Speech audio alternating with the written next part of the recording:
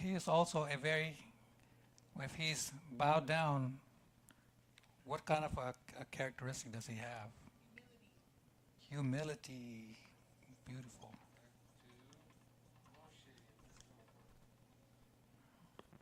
Yes. Um, and this letter also is the number 90. So when Sarah, 90 years old, she got the letter Hey. The letter Hey.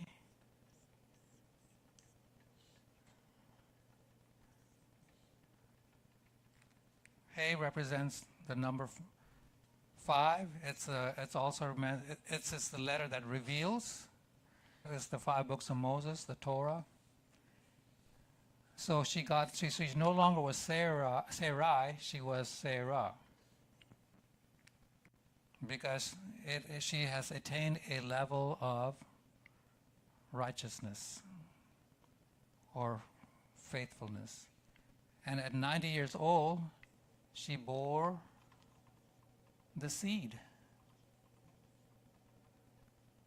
She bore the Nun. It was a seed when she bore a son.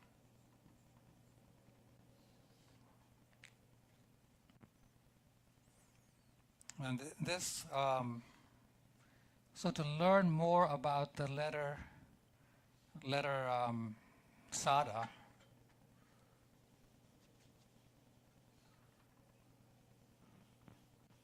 it's very interesting how Hebrew works.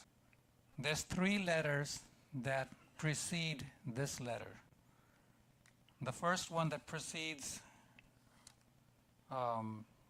Sada is the letter. Yeah, help me out here. It's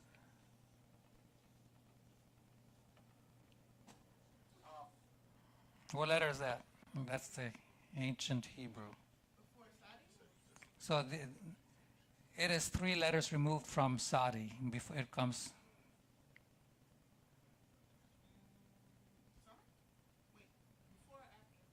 Before.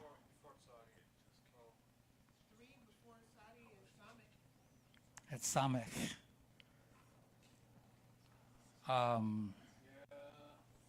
It looks like this in formal. So Samech means to protect, right? Protection.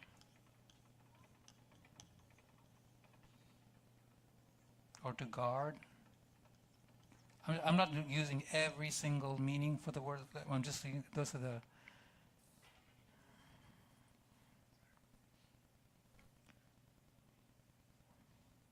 So it means safeguarding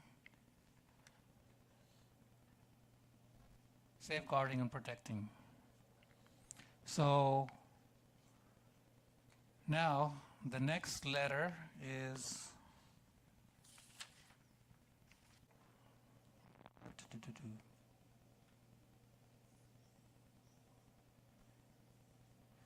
what letter is that?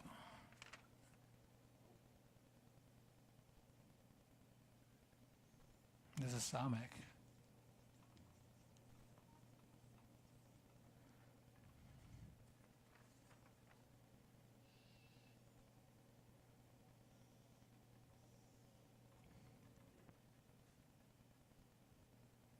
Nobody knows what this is? Ayin.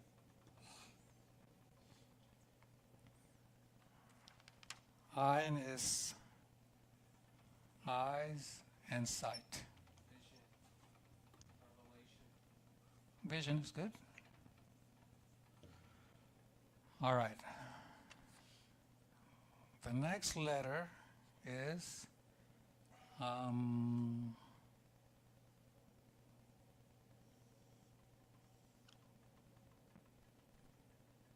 I put it in the wrong spot. Sorry.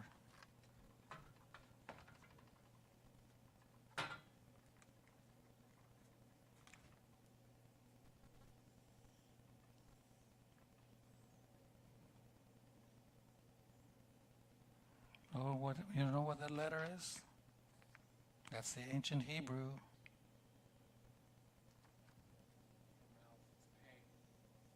Yes.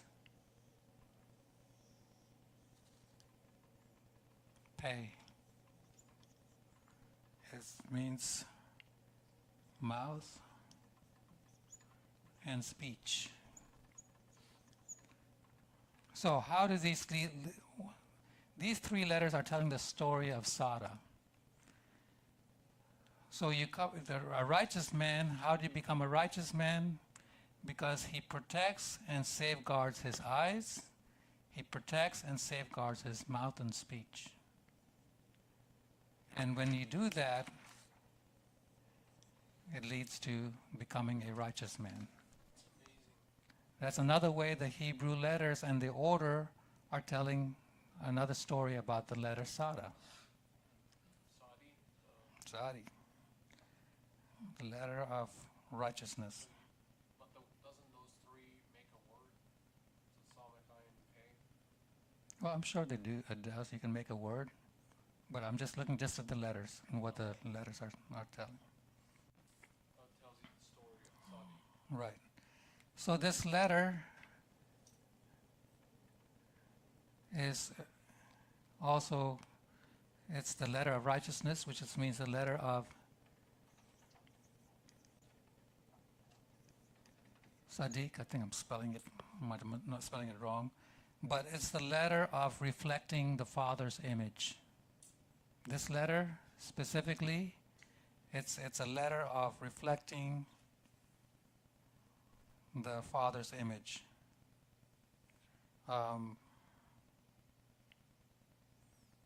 And so the work of the Sadiq is to connect others to the Father. It's not only to reflect the Father's image, but it's to connect others to the Father. And then something else that the Sadiq does is testify that the Father exists. So it testifies the Father exists, and he reflects the Father's image.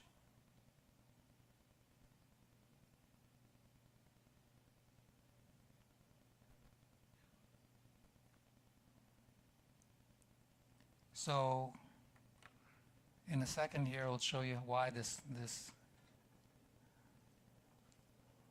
And the other thing that the Sadiq does, okay, I'll just write it down here. So the righteous man, he reflects the Father's image.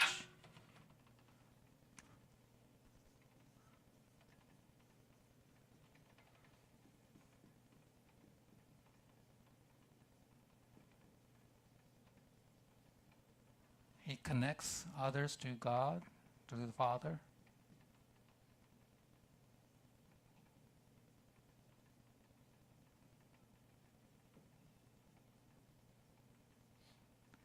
He testifies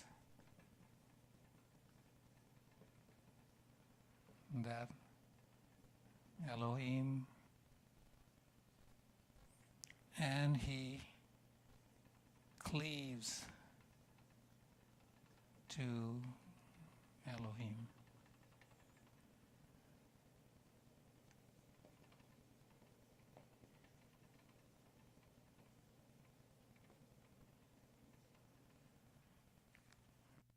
So this letter represents all that.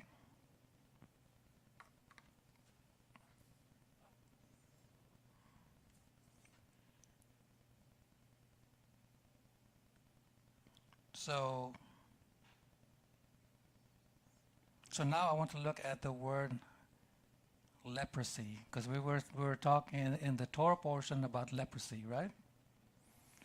So I want to look at that word because the letter Sada is part of the word leprosy. Also Resh. Mm-hmm. And Ayin. Mm-hmm. So I'm going to clear this out so I have room to write.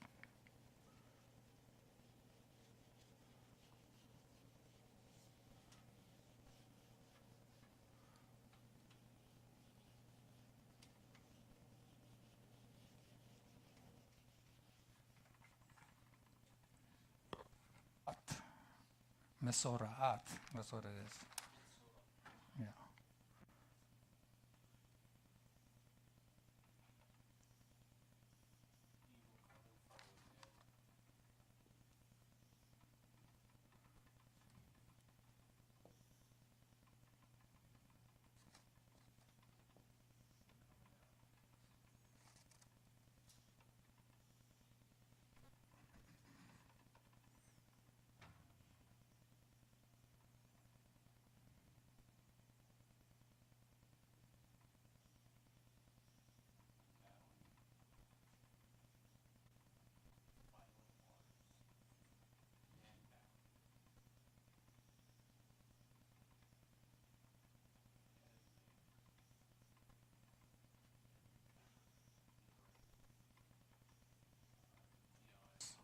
Ma.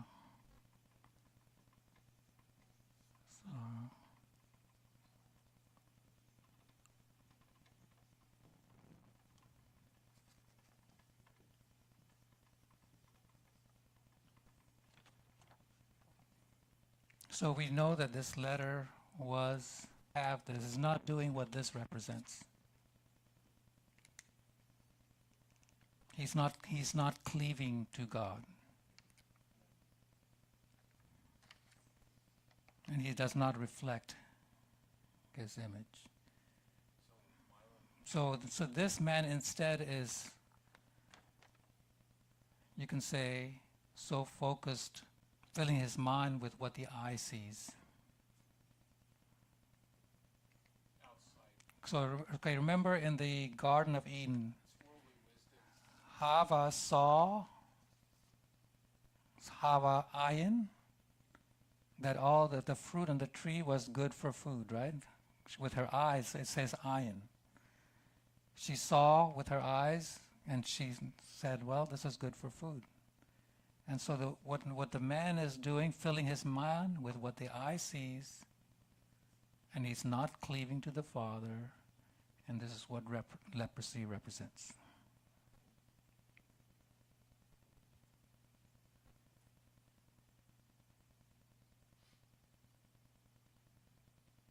Why is the water part of it? Water represents mighty, it represents chaos. It represents teachings. So he's filling his mind with unrighteous teachings. Or mixed. So what is unrighteous teachings? Teachings that are a mixture. A little Torah with a little bit of tradition and in man's philosophy. So it's leaven. Yeah.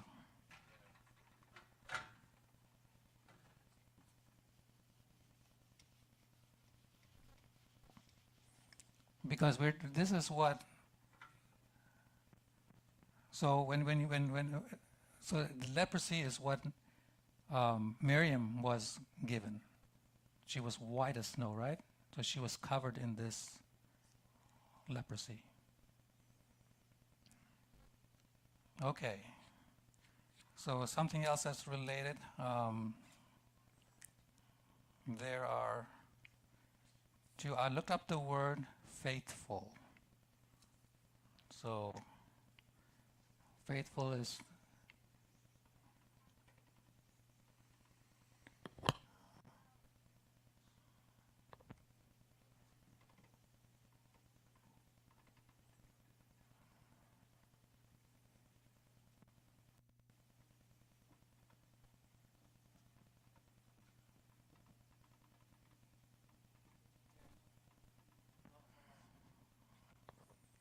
okay. Hebrew is very, very interesting. These are two very similar sounding words, right? Ne'eman and Naaman. And Naaman is the name of who?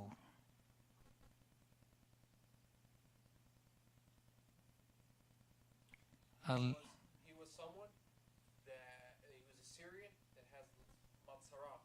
Yes. Yeah. Okay, this is because this is all related. Okay? This is the word for faithful. Oh my! This is, he had just his name, I mean, it doesn't, I mean, it's not the word for leprosy, but he had leprosy. Yeah. But they're connected because the Hebrew words are very, very similar. So let us put the letters down.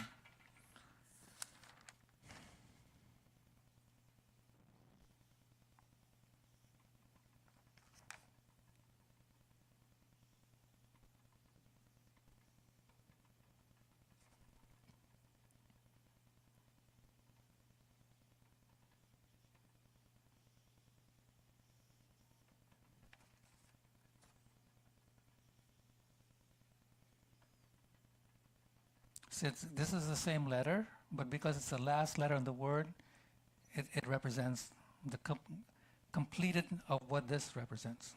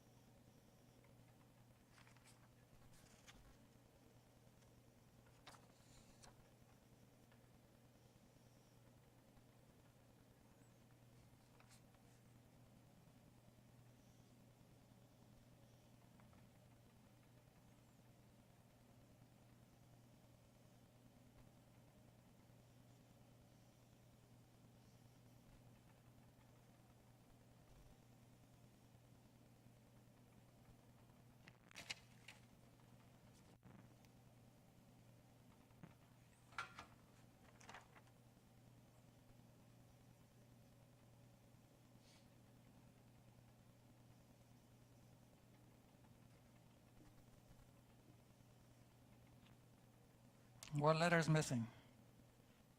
Aleph.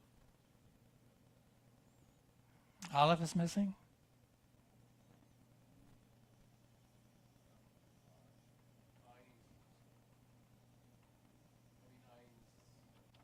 Yeah, Aleph. What is the difference between the two words? One has Aleph, one doesn't.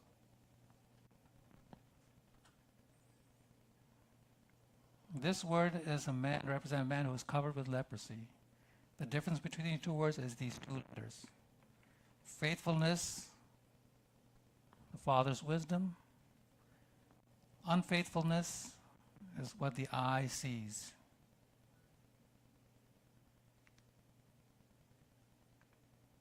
So leprosy You need to guard what is the man filling his mind with what the eye sees. So what Hawa was doing, she was putting on, she was filling her mind with what the eye sees, and she made a covenant with death.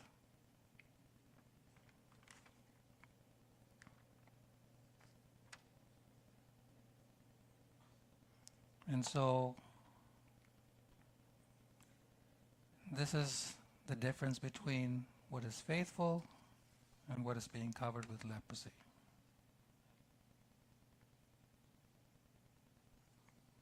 How many of us, are we filling our minds with the Father's wisdom, or are we filling our minds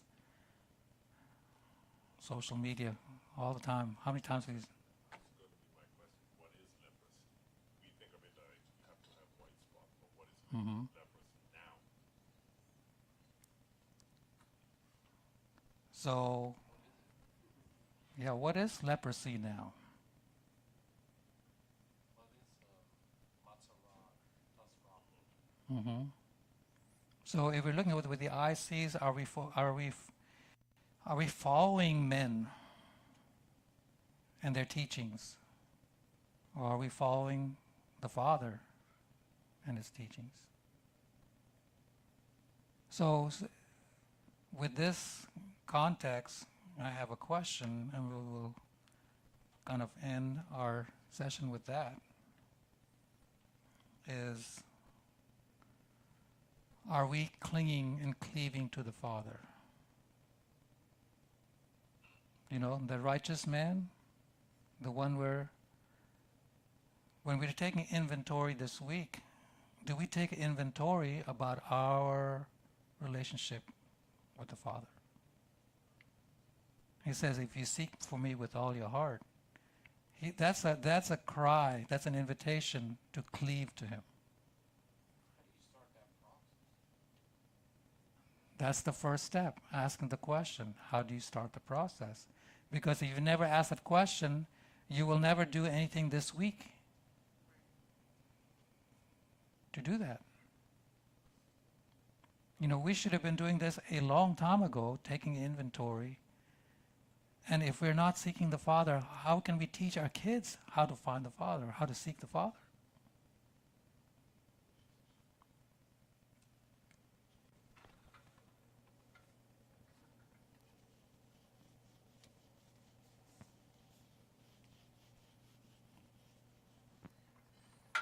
So, inventory. Do we know how to seek the Father?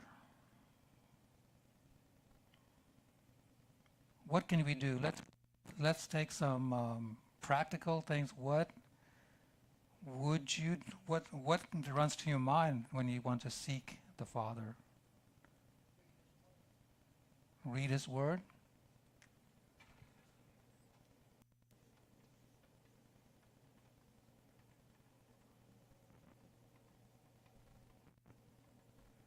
But more specifically, maybe if you read the Tanakh, that's where you need to be spending a lot of your time. Or spending time in studying about Yeshua and the Gospels. That's practical.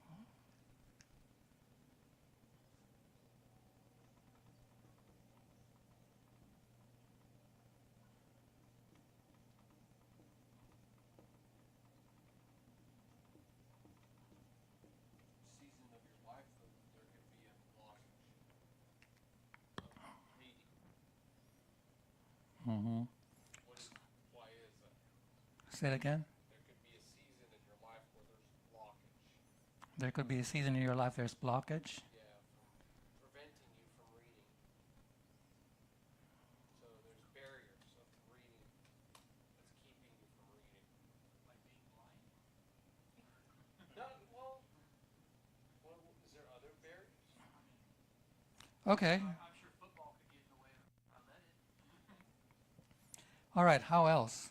We'll get back to what you're saying. How else what else can we do to learn to cleave to Him? What can we do?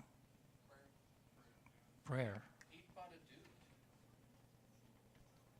is a one way. Prayer.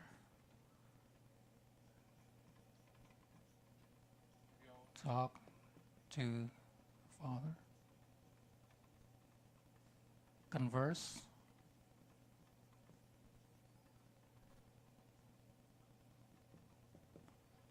I was gonna say heat bought a dude, which is similar to that. Mhm. Heat bought a dude is like it's kind of like taking that. You're like saying, how did I do today? And you're spontaneously, I think you're asking, how am I doing?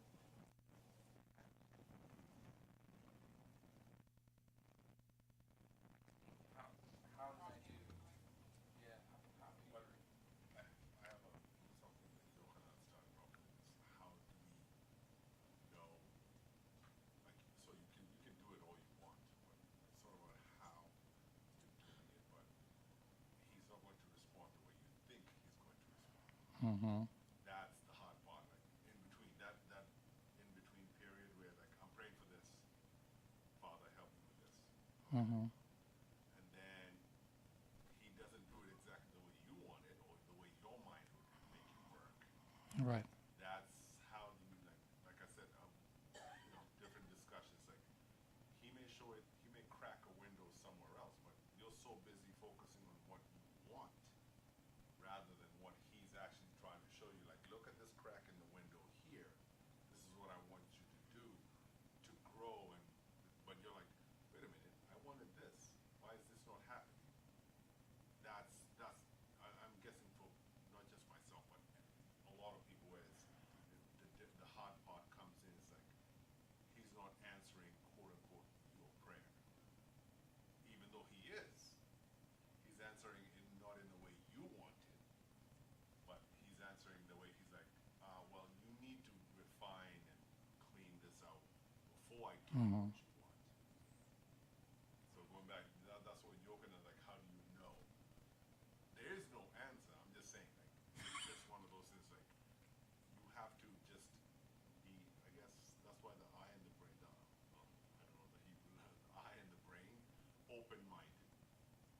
You have to be able to look left and right rather than just focus on what I want. Okay, I'll try to summarize what you're saying. Okay, so Kevin brought out the thought that what if he is not answering what the way you think he should answer or might answer? And it's like, so then how do you know what his answer is? And maybe we should, um, we, maybe we should not have the expectation and just leave it open-ended for him to do. So, There are certain things that you do need an answer for, maybe? so now, if you do not know where to start, having a conversation with the Father, knowing that the Father is there, knowing that He keeps our heart beating, right? Just ask Him the question, help me, I don't know where to start. But ask Him that question, and you just maybe say, Father, I want to get to know you. I really don't know you right now, but it says in your word to cleave to you with all our heart, to love the Lord their God with all their heart, all their might, all their soul. And I want to start I'm taking inventory right now, and this is what my inventory sheet looks like. I really do not know you. I've been spending. Then he may say, well, how much time have you been spending on other things? You know, and then so when you realize that you spend more time on other things, then you have to be intentional. Be intentional.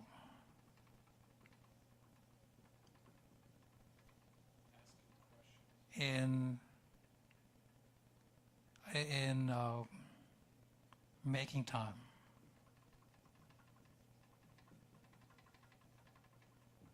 To study.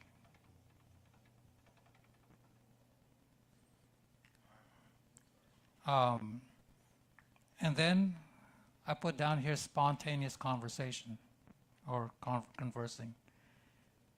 When you're driving down the road, you can have spontaneous conversation with the Father, you know?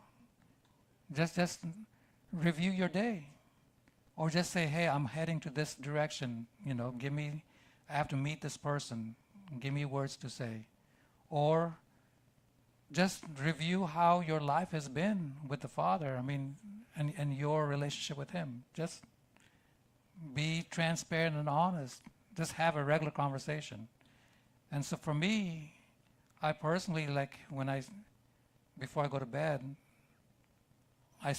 rather than praying like people do, I mean formally, you know, whether I'm sitting or laying down, I start talking to Him about my day. And then I say, hey, this is what happened, or this is where I'm at. And I need you to take my hand and be my father. I need you to take my hand and be my mentor. Mentor me in this process of getting to know you. Kevin. Sorry, going back to Yochanan brought up a good point. It's like, Maybe nice to have your mic. Is it over? Because I think if people are listening online, then they need. going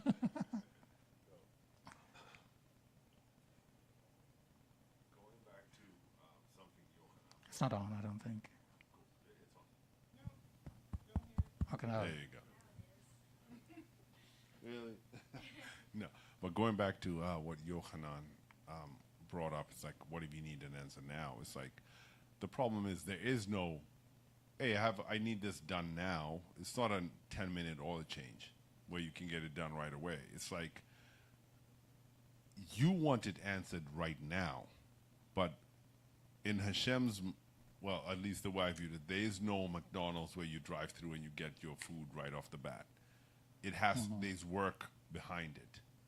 So you may want an answer right now, but he has like, wait a minute, have you looked at this? Which we've discussed, like there are deeper roots behind it. Rather than me giving you an answer, you have to go back and actually see what you need to do, what you need to get before I give you the answer. And that's the thing. But we're like, I'm praying for this, it's not happening. That it's not a magical kind of thing where I pray and I get. It's like I need to go back, look at where my problems are, where my issues lie, or what my problem is, why this is not working, and then you can get the answer. And again, it won't be the answer like it's solved, but it's like you solve a problem. Nobody solves a problem. It's not a math problem. You solve a problem by doing something. So Right. once you go back and figure out what the problem is, then you work forward. You get to the point where I call it point zero, and then now you have to do more work to get to where you wanted to go. But that's the thing is like we think of like because we read, and again, it's in our DNA or how we've been raised. You read it's like ask the Father and He'll give you what you want, or pray or whatever it is. Yeah, He will, but not how you think He's going to do it. You actually have to do work. You have to go like, all right, what's my problem here? Let me go back. And again, I'm not trying to expose, but there's a lot of things that happen before where you get to the point where I'm asking for this thing. You have to work through it. He'll show you, hopefully, if you're sincere, He'll show you what you need to work through to get to the point where it's like, all right, now we're getting to zero. Now, if you want to go forward, we have to keep going. But all of that starts with you asking, like, show me what's the problem, not give me. It's show me behind what's like what's happening over here. Like, what did I not notice that I need to build and grow on? And then I can go forward and then finally get to know you. Because there's no way we're ever going to get to know Him just by asking or praying or kneeling all day, praying all day. It has to be like, get rid of it's 11. Like, whatever is holding you back is 11. You know, what may have happened in your childhood, marriage, blah, blah, whatever it is, you have to get rid of all that and then be like, okay, now I'm ready to show me what you want me to see. Right. So, how many of us, when we are suddenly faced either with a problem, or we have to make a big decision, or we're making a career move, and so, or somebody's sick, and suddenly we come to the Father and praying, please heal this person, please give me an answer, or I mean, you want an answer, right? And so, and how many of us do we get an answer like that?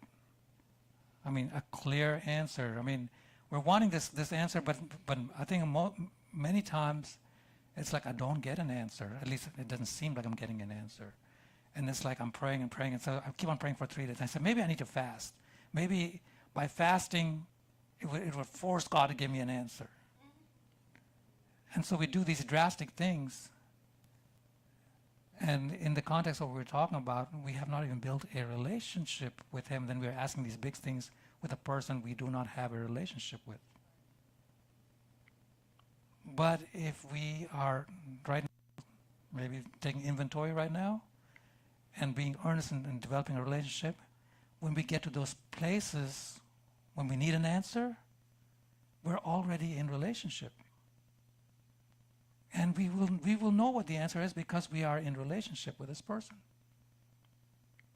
Yes, we'll bring it up, but in the context, your prayer is so different when now you're coming to your best friend and saying, hey, you're pouring your heart out. And then when I'm thinking about where do we start a relationship, you know, each one of us, I trust that have been in high school, right? And then you've developed a crush on somebody. And or I mean, you know, it's like, or there's somebody you want to become friends with. So what steps did you take to get to know that person? Did you find out somebody who knows that person and become friends with that person who knows that person, that pretty young thing or whatever? And so they become, you know, you become friends with them because it was easy to become friends with them, and then they're going to speak on your behalf and put a word or two. That's one way we've done that, right? But we've been intentional, right? Or, you know, we try to sit next to the person in class, try to get the desk next to that person. Different things. you know, and so we do different things. Or I mean, you know, we literally go and ask that person out, but we are intentional. And in the same way, we have to be intentional with God. Or like, you know, there's somebody, a friend of mine says, you need to meet this person. So what I did was, I did not know this person, but I called him up, set him in a meeting. I met this person, we did a little small talk, and that was it. But it was enough that we learned about each other that we set up another meeting. And then we set up a third meeting. And it's like now we really, now we want to be connected. And so the same thing with God. You have to set up a meeting with him. Be intentional about it. This is how you seek a relationship. And so as you do this, what you did not have before, now you're saying, hey, Father, you know, you the one who created me. You're my Father. I didn't have a father figure in my life, but you're my Father. Teach me how to have a relationship with you. So anyway, so that's what I just wanted to leave you all with. The question that in my prayer time with God or talking with God, what I'm beginning to do now is actually, while I'm working on the golf course, I'm using that time to talk to him. I talk to him about the people I'm working for. And asking God, I mean, to help this connection, I mean, my interacting with them to be a good one. And he's been answering their prayer. And then tonight, I don't know whether my day holds tomorrow. I said, Father, tomorrow is I don't know what the day holds. But Father, I mean, send your Spirit ahead of me, and whatever happens to that day, I'll know that it's been intentional. And if there's going to be an encounter I'm going to have, give me the words and wisdom to be patient or different. I pray ahead for the day now, and it's making a difference in my life. So this week, so in my conversation, the Father asked me a question. He asked me, Donnie, do I have your heart? I was like, what does that mean? And as I've been asking the question, what does that mean? He's been opening up, and it's brought me to tears a couple times. And so he wants to have a deep experience with each one of you. So I just want to leave you with that this coming week, even tonight, start somewhere. Come up with a plan to develop a relationship with the person we need to have a relationship with. Let's bow our heads. Heavenly Father, I just want to thank you for your Torah. And Father, as we, you know, it's not just about head knowledge, it's about learning to put that head knowledge into practical action. And Father, this week, help each one of us. I know that you've been pursuing us, but Father, teach us how to pursue you. I want to thank you for what you're going to do for us this week, and I'm excited to hear the experiences and testimonies of my friends here and their journey in walking towards you, and also learning the principles of what it means to be faithful to you like your servant Moses, and learning to know what it means to be humble. Thank you for what you're going to do in our lives. We ask these things according to your word. Amen.